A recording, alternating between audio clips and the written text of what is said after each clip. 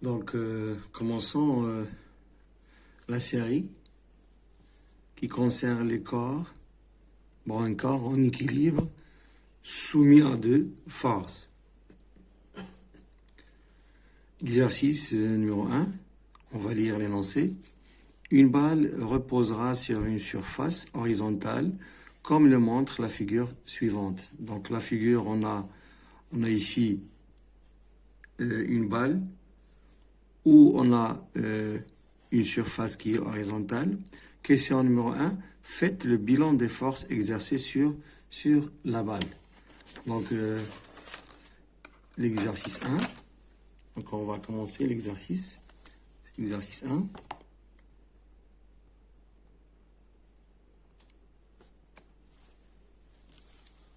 Voilà, c'est l'exercice 1.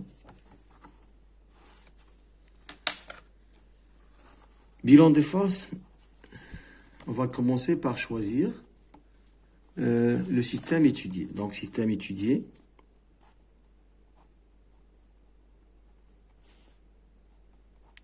Le système étudié, c'est la balle.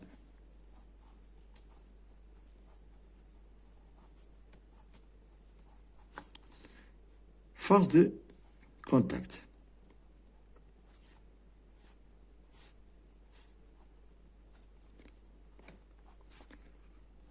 Bon, pour les forces de contact, on a seulement ici un corps qui est en contact, qui touche le système. C'est l'action de la surface horizontale. D'après l'énoncé, une balle reposera sur une surface horizontale. Donc, c'est l'action de la surface qui est horizontale. Donc, on va mettre ici action de la surface horizontale.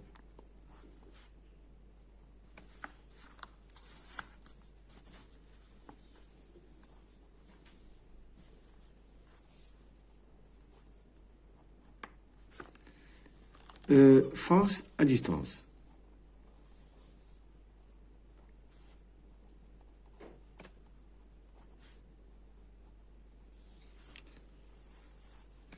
Pour les forces à distance, il n'y a pas d'aimant, donc il n'y a pas de force magnétique. Il n'y a pas encore de corps qui est électrisé, qui va exercer une force. Donc, la force sera une force appliquée par la Terre. Donc, on va mettre P, de poids du corps. Le corps ici, c'est la balle, c'est le système étudié. Donc, poids de la balle. Donc, c'est tout ce qu'il y a pour le bilan des forces. Maintenant, deuxièmement, lisons la question. Déterminer les caractéristiques du poids de la balle, sachant que son intensité est 4,5 newtons. Donc, c'est les caractéristiques de P, 100. Les caractéristiques de P, 100. Donc, c'est déjà connu dans le cours. Ce sont des caractéristiques claires. D'abord, point d'application.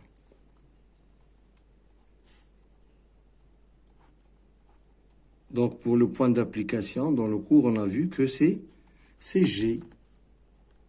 C'est quoi G? C'est le centre. Le centre de gravité. Le centre de gravité de la balle. Ce point-là, c'est dans le schéma, on peut prendre, voilà, c'est le point qui existe ici. C'est G.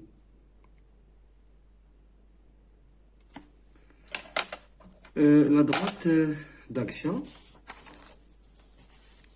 Pour la droite d'action,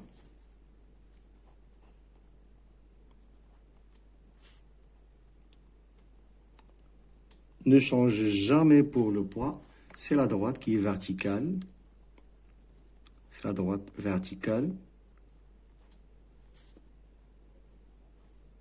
passant par G.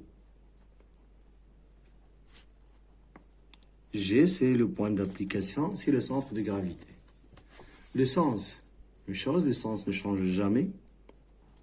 Sens, de point, de G vers le bas. L'intensité, soit elle est mesurée par un dynamomètre, soit c'est donné par la relation P est égal, calculée par la relation P est égal à M fois G, soit donné ici. Si c'est donné déjà, c'est 4,5, sachant que son intensité, on parle du poids, est égal à 4,5 newtons. Donc on va mettre sans flèche que P est égal à 4,5 newtons. La différence entre l'intensité et la force, c'est que la force est en vecteur, l'intensité pas de vecteur. Troisièmement, donc la question numéro 3. Donc on nous demande déduisez en justifiant votre réponse les caractéristiques de la force que la surface horizontale applique sur la balle. On parle de R, parce que d'après ce qu'on a déjà vu pour le bilan, la force exercée par la surface horizontale, c'est R. Donc, on va mettre les caractéristiques de R sont. Les caractéristiques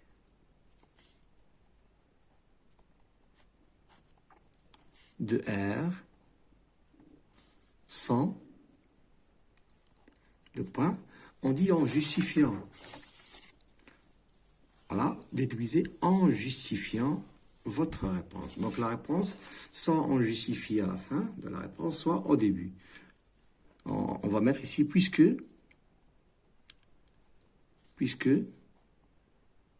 la balle est en équilibre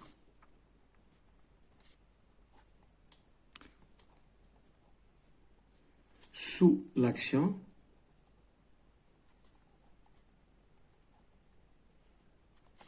de forces qui sont, bien sûr, R et P. P et R. Alors, d'après les conditions d'équilibre, on a deux conditions d'équilibre. Alors, petit a, première condition, c'est que P et R ont même direction.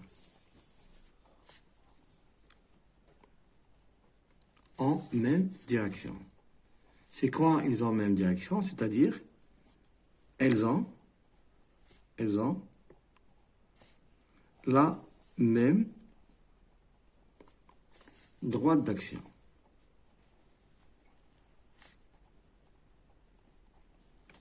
Même droite d'action. Deuxième condition d'équilibre B, c'est que la somme algébrique, est plutôt vectorielle, P plus R est égale au vecteur nul. C'est quoi cette relation-là? Ça indique que P et R, bon, elles ont quoi? Elles ont la même intensité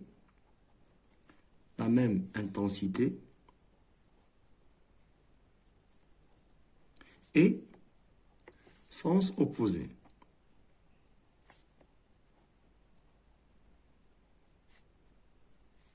Et sens opposé.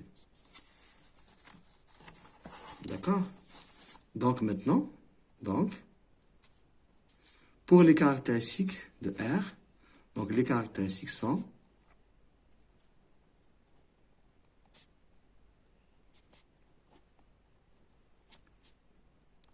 de R, bien sûr, de R, sont quoi? Point d'application d'abord.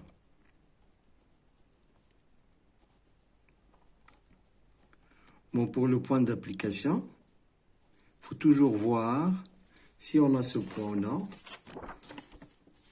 On n'a pas le point, mais moi, j'ai choisi que ce point est I. Donc, lorsque vous choisissez un point, il faut le préciser sur le schéma. Pour moi, c'est I pour l'instant.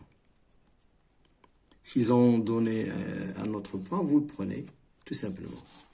Droite d'action.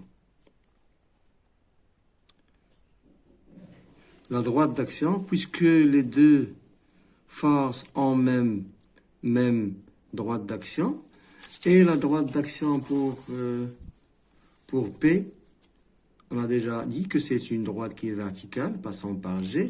Donc, ici, puisque c'est la même droite d'action, on va mettre, c'est la droite verticale. C'est la droite verticale passant par I, et G en même temps, parce qu'ils ont la même droite d'action. Pour le sens, on a dit qu'ils ont le sens qui est opposé. Le sens pour P, c'était de G vers le bas. Donc, pour R, il sera de quoi?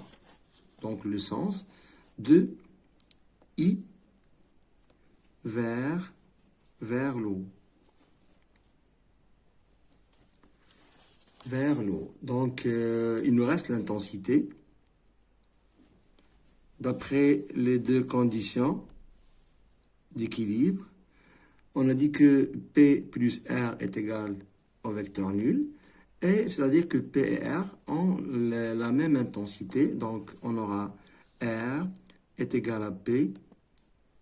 Et d'après l'énoncé, P c'est 4,5 newtons. Donc, de la même façon, R est égal à 4,5 newtons pour l'intensité. Donc, c'est tout ce qu'il y a pour les caractéristiques de R. Maintenant, on passe à la question suivante. C'est quoi la question suivante? Représenter les forces, exercées sur la balle avec l'échelle 1 cm pour 1 newton. Ils ont déjà fixé l'échelle. Et les forces sont les deux forces qu'on a citées auparavant pour le bilan des forces, c'est-à-dire la force R et la force P. Donc, petit 4.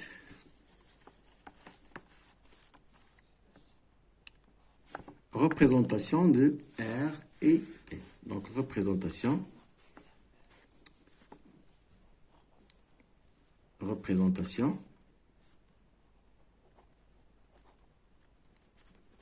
de P et R.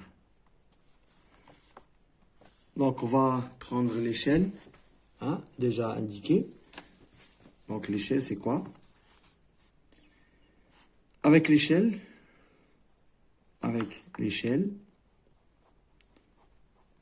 de point, 1 cm représente 1 newton. On a 4,5 newtons pour les deux faces. Donc, il fallait mettre ici X. X représente quoi? La longueur.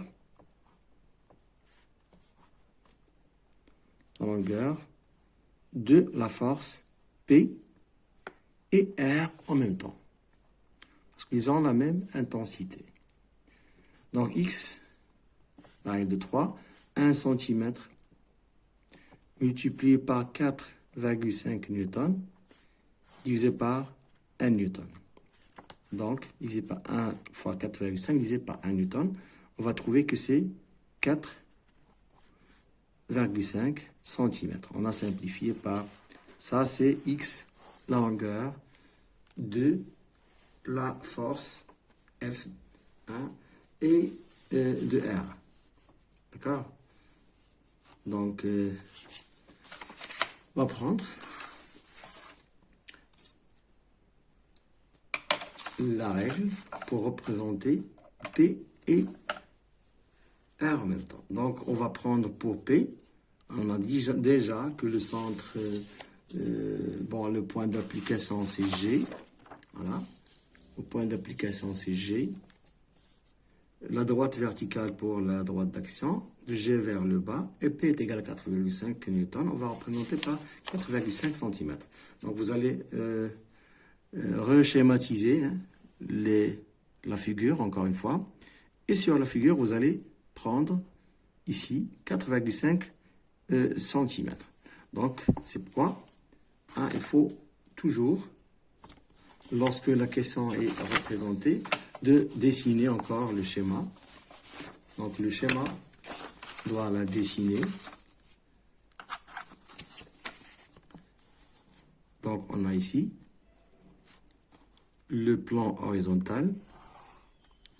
On a voilà, la balle. Ici, c'est le plan horizontal. Pour G, on va prendre ce point-là.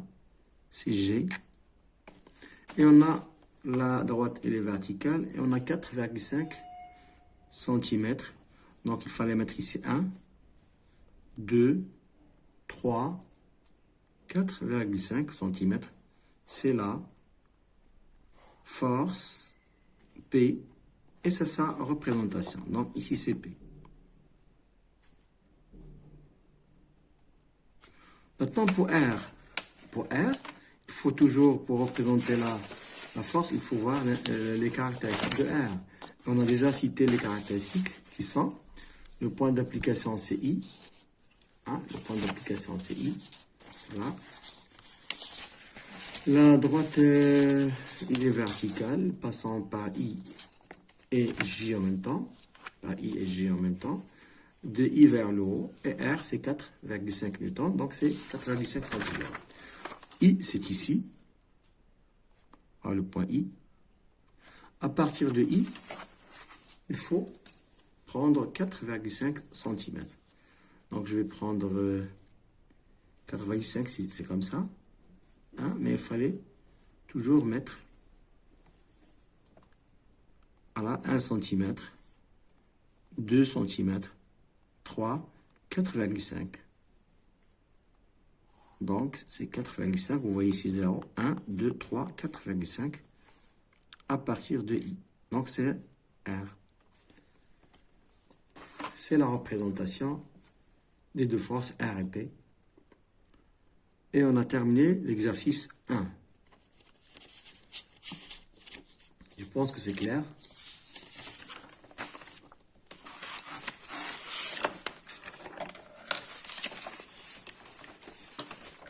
Maintenant, on passe à l'exercice 2. On fixe un petit cylindre, c'est celui-là, de fer S par un dynamomètre indiquant 2 newtons. Donc, il indique 2 newtons. En équilibre, hein, pour que le groupe soit en équilibre, comme le montre la figure. Bon, la figure, elle est ici. Faites le bilan des forces appliquées sur le cylindre. Ensuite, on a déterminé les caractéristiques du poids du cylindre. C'est la question numéro 2. La question, ça c'est 1, bien sûr. Ça c'est la question numéro 2. Troisièmement, déduisez en justifiant votre réponse les caractéristiques de la force appliquée par le dynamomètre. Petit 4, représentez les forces appliquées sur le cylindre en utilisant une échelle convenable. Donc, dans l'exercice 1, ils ont donné une échelle. Pour l'exercice 2, c'est nous qu'on doit utiliser une échelle, mais qui doit être convenable. Donc, on va commencer. Exercice 1.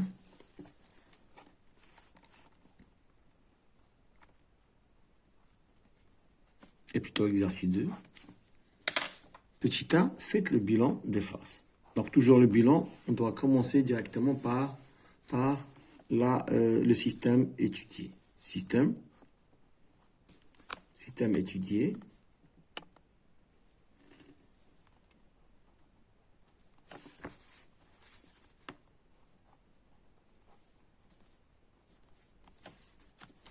C'est, d'après l'énoncé, toujours il faut chercher, hein, on fixe, voilà, faites le bilan des forces appliquées sur le cylindre.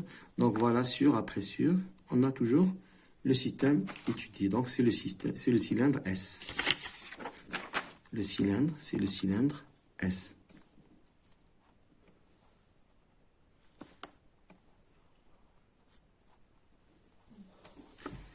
Force de contact.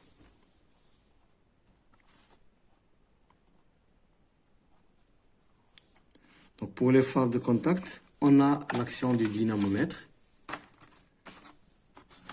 C'est une force de contact, c'est l'action du dynamomètre. Puisque le dynamomètre contient un ressort, donc on va mettre c'est T. T, c'est l'action de quoi? Du dynamomètre. C'est l'action du dynamomètre. Et c'est une force appliquée par... C'est une force d'abord de contact, appliquée par le dynamomètre. Donc, on cherche toujours les corps qui touchent le système étudié. Ici, on va mettre action du dynamomètre.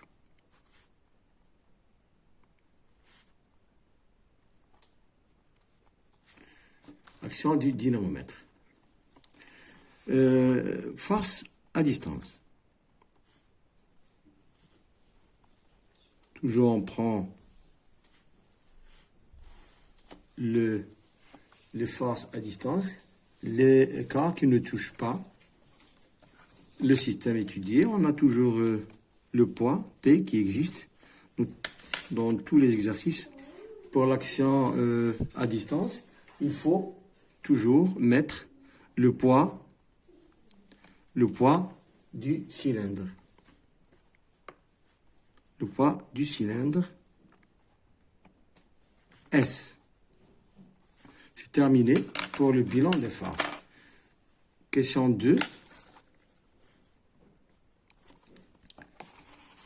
Lisons la question.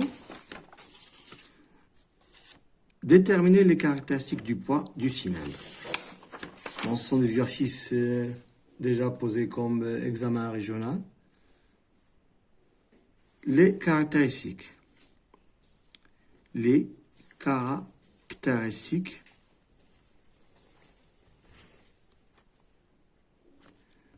cherchons dans l'exercice, dans la question, les caractéristiques de quoi?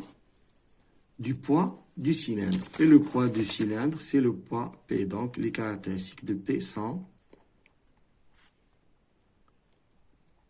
On commence toujours par le point d'application.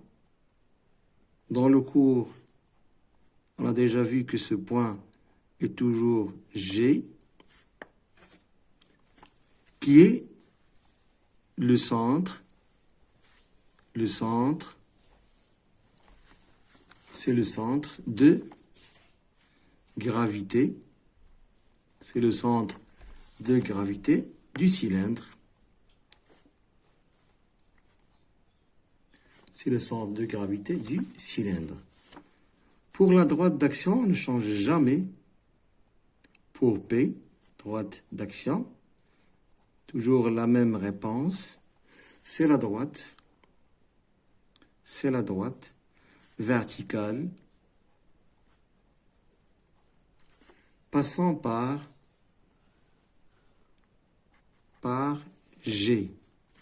Le sens, toujours même réponse. Comme l'exercice 1, sens de G vers le bas.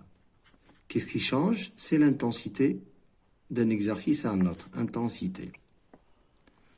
Pour l'intensité, j'ai déjà dit auparavant que soit c'est donné par un dynamomètre, soit c'est calculé par la relation P est égale à M fois G, soit c'est donné directement comme valeur. C'est comme l'exercice 1. Ici, ils ont donné un dynamomètre. Le dynamomètre indique 2 newtons. C'est déjà ici indiquant par un dynamomètre indiquant 2 newtons. Donc, le poids maintenant est 2 newtons. P sans flèche est égal à 2 newtons. Question numéro 3. Question numéro 3. Ils ont la question. Déduisez en justifiant votre réponse les caractéristiques de la force appliquée par le dynamomètre. Donc la force appliquée par le dynamomètre, c'est déjà cité, c'est l'action T du dynamomètre. Donc, il faut justifier. Cette fois-ci, on va justifier avant tout. Donc, qu'est-ce qu'on va dire? Puisque le cylindre S est en équilibre,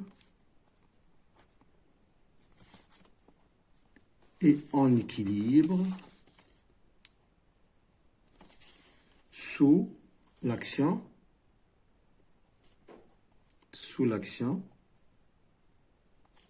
de deux forces P et T. Alors, d'après les conditions d'équilibre, d'après les deux conditions d'équilibre, on a, d'après les deux conditions d'équilibre, on a petit a, P et T en même direction. C'est quoi en même direction? C'est-à-dire P et T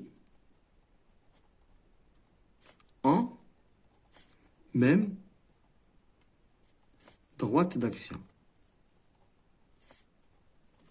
Ils ont même droite d'action. Deuxième condition d'équilibre, c'est que la somme P plus T est égale au vecteur nul. C'est quoi ça? Ouvrez la parenthèse. P et T en quoi? En même intensité.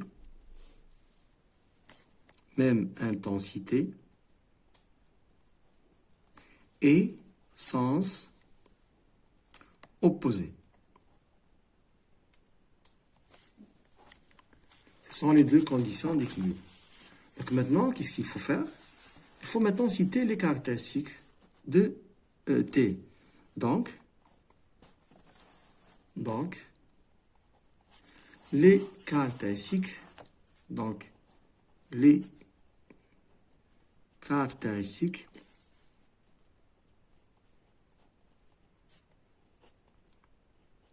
de T sont toujours les quatre caractéristiques. D'abord, point d'application.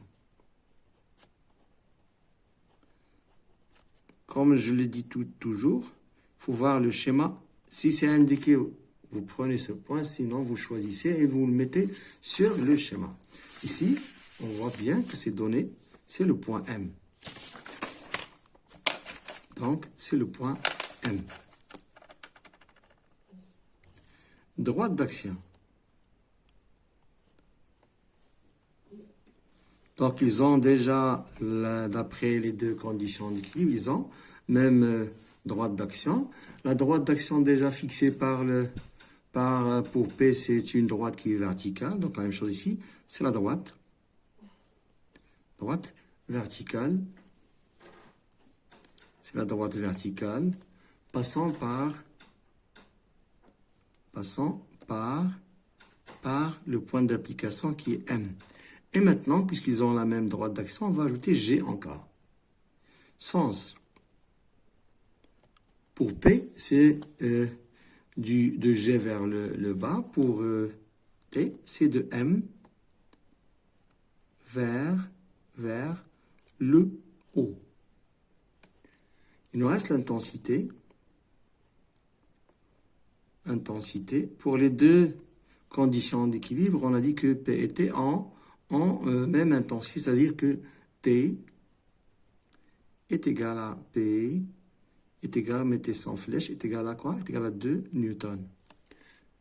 Et on a répondu à la question 2, plutôt 3. Maintenant, dernière question, c'est représenter les deux forces. C'est ce qu'on a sur l'exercice. Donc, représenter les forces appliquées sur le cylindre en utilisant une échelle qui est convenable. Bon, toujours, je vais vous donner une méthode. Lorsque vous n'avez pas d'échelle, prenez ce que vous avez comme intensité et divisez-la sur 2, donc par 2, puisqu'on a 2 newtons. Donc on va prendre l'échelle, 2 divisé par 2, c'est 1. On va prendre toujours comme échelle, donc choisie, c'est, on a pour l'échelle, on va prendre l'échelle, c'est 1 cm pour 1 newton. Pour les deux forces, on a 2 newtons comme intensité, donc on va mettre X. X, on va mettre X. On représente quoi? La longueur de la flèche, hein, bien de R tout simplement, de la flèche, qui représente quoi? La flèche de P et T. Donc c'est facile de calculer X. X, bon, 1 cm, c'est la règle de 3, 1 cm fois 2 newtons, divisé par 1 newton, simplifiant par le newton, X est égal à quoi? À 2 cm. Donc, il faut représenter les deux forces avec 2 cm, tout simplement. Donc, il faut reschématiser encore le schéma. Pour nous, on va représenter ici directement. Bien, c'est facile de schématiser. Dans l'examen régional, on va vous donner comme question représenter sur le schéma. Hein, soyez sûr et certain qu'on aura cette question-là représentée sur le schéma. Donc ici, on commence par le poids. Voyons d'abord comme rappel ce qu'on a comme caractéristique, parce que lorsqu'on veut représenter une force, il faut se baser sur les caractéristiques. Point d'application, c'est G. Droite d'action verticale passant par G, de G vers le bas et 2 cm pour représenter. Donc on cherche G sur le schéma. C'est de G qu'on va représenter en utilisant 2 cm. Tout simplement. Donc voilà, 1 cm. Voilà, 2 cm. Donc voilà, c'est pour le poids. Et avec une flèche, ça c'est le poids.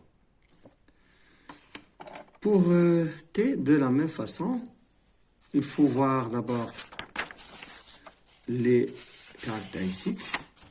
On a point d'application, c'est M, droite verticale passant par M et G, de M vers le haut, et T, c'est 2 cm pour la longueur de la flèche qui représente T. Donc 2 cm, c'est ici. À partir de M, c'est 2 cm. Et vous voyez, on regarde ici, c'est la même droite d'action. Donc ici, c'est 2. 1 et 2. C'est la force T qui représente, voilà, avec la flèche, n'oubliez pas la flèche vers le haut, c'est T. Et c'est terminé pour l'exercice. Maintenant, pour l'exercice 3. Donc, lisons l'exercice 3. L'image ci-dessous montre Ahmed prêt à plonger alors qu'il est en équilibre, au-dessus du plan incliné, plutôt du plan horizontal, où son poids est de 800 newtons. Faites le bilan des forces appliquées sur Ahmed. Écrivez les conditions d'équilibre pour un corps soumis à deux forces. Donnez les caractéristiques du poids d'Ahmed. Déduisez en justifiant votre réponse les caractéristiques de la force appliquée par le plan horizontal sur Ahmed. Et dernière question, représentez sur la figure les forces appliquées sur Ahmed en utilisant l'échelle suivant 1 cm pour 400 newtons. Ça, c'est un examen déjà posé à régional. Donc, commençons par la question 1. Donc la question 1 est, c'est l'exercice 3.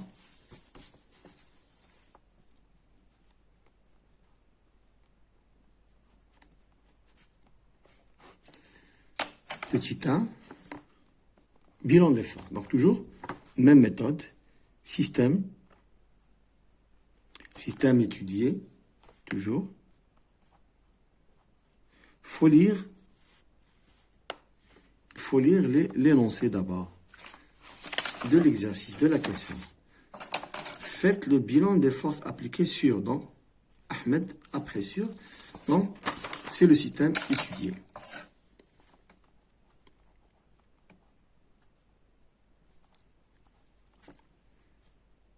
Force de contact.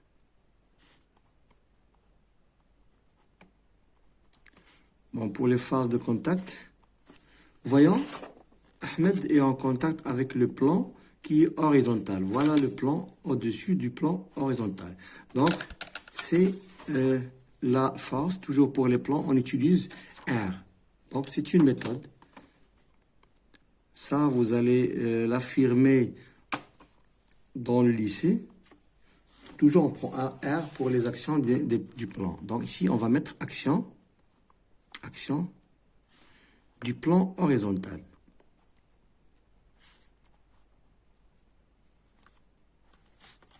Action du plan horizontal. D'accord? Et ce plan horizontal est fixé sur la figure. Force à distance.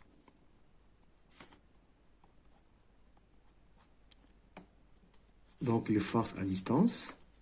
Toujours, on a l'existence du poids. Pas d'aimant, pas de corps électrisé. Donc, on a seulement une seule force, c'est le poids. Poids d'Ahmed.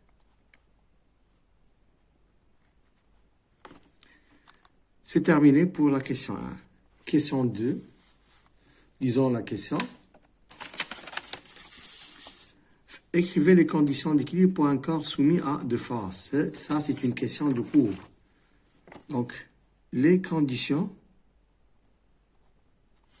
d'équilibre.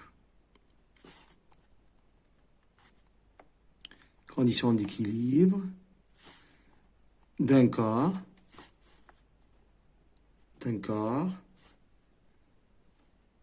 soumis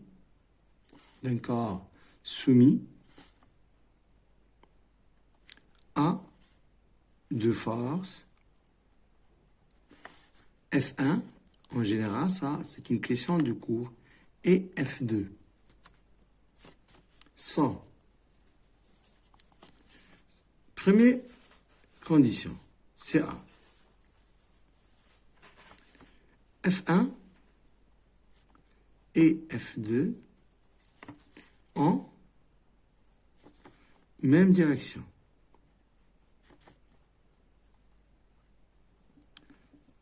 Lorsque vous écrivez cette condition, mettez entre parenthèses F1 pour expliquer mieux, F2 en même droite d'action. En même droite d'action.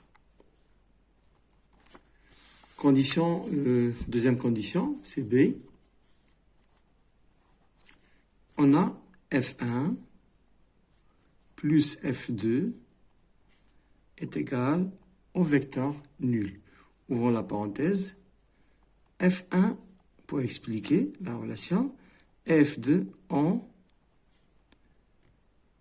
même intensité. Même intensité et sens opposé. C'est tout ce qu'il y a pour la réponse de la question 2. Pour la question 3 maintenant. 3, on a donné les caractéristiques du poids d'Ahmed. Troisièmement, les caractéristiques du poids. Les caractéristiques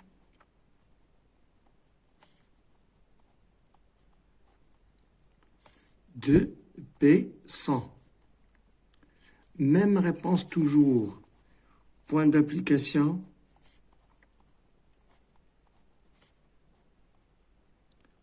Point d'application, c'est toujours G, le centre de gravité d'Ahmed. C'est le système. Centre de gravité d'Ahmed. Droite d'action. Toujours même réponse chaque fois. Droite d'action, 2 points. C'est la droite verticale passant par chez sens, le sens de G vers le bas.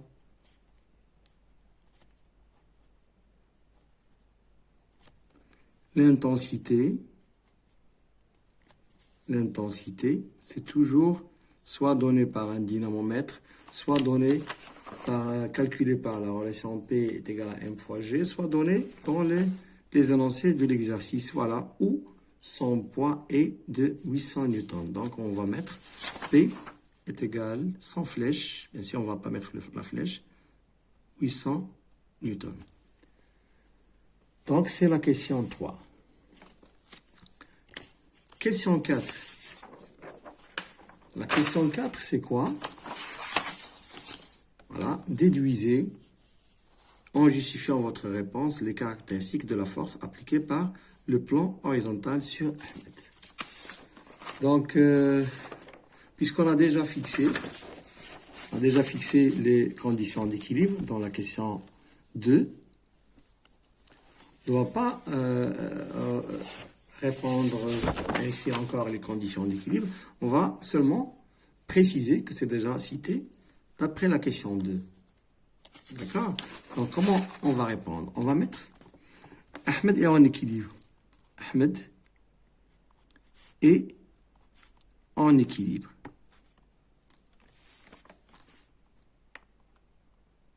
D'accord? Sous l'action de quoi? De deux forces qui sont P et R. Alors, d'après les conditions, les deux conditions, normalement il faut écrire, après les conditions d'équilibre, on a. Ici, on va mettre voir, question, quelle question? C'est la question 2. On a cité les conditions d'équilibre. On ne va pas reprendre ces conditions-là. Après, question 2. On a les caractéristiques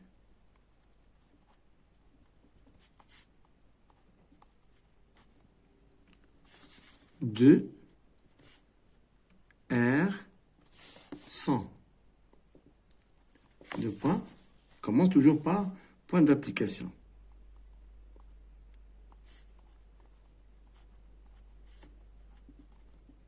Point d'application. Il faut voir le schéma de l'exercice. C'est donné ici. Voilà. C'est S. C'est ce point-là. C'est S. Donc, c'est le point S. Droite d'action. La droite d'action, puisque la force P, la droite d'action, elle est verticale, d'après les... Voilà, elle est verticale. La droite d'action, elle est verticale. Donc, on a encore la même chose ici, c'est la droite, d'après les conditions d'équilibre. Droite, verticale. Droite verticale, passant par S. Et on a encore G, parce qu'ils ont la même droite d'action. Sens, le contraire de sens de P, c'est de P, c'est G vers le bas. Donc, ici, c'est de S vers le haut. Il nous reste l'intensité. D'après les deux conditions d'équilibre, ils ont même intensité. Donc, R est égal à P est égal à 800 newtons parce que P, c'est déjà cité, hein, a pour intensité 800 newtons. Dernière question, c'est la question 5. Donc la question 5, qu'est-ce qu'on a? On a représenté, sur la figure, donc il faut toujours prendre la figure, les forces appliquées sur Ahmed en utilisant l'échelle suivante. Donc on n'a pas le choix, on a une échelle donnée par l'énoncé, donc l'échelle est, d'après l'échelle, on a 1 cm pour 400 newtons. Donc on a pour les deux forces 800 newtons. X représente la longueur de la flèche de P et R. De P et R. Donc X, c'est facile à calculer en faisant la règle de 3. 1 cm fois 800 newtons divisé par 400 newtons. Simplifiant et calculant avec soit la calculatrice, soit c'est facile, c'est 2 cm. Donc à partir de X est égal à 2 cm, on doit prendre le schéma de P et R. Donc P c'est 2 cm pour longueur. À partir de G vers le bas, donc voilà pour G. 2 cm, 1 cm et 2 cm, c'est la force G à partir de deux points ici. 2 cm. Ça, c'est le point P. Pour R, c'est de S vers le haut, c'est ce point-là, 2 cm encore. Donc voilà, 1 cm et voilà 2 cm. C'est R. Et c'est terminé pour l'exercice. Je pense que c'est clair. Donc, essayez de le faire encore une fois, seul.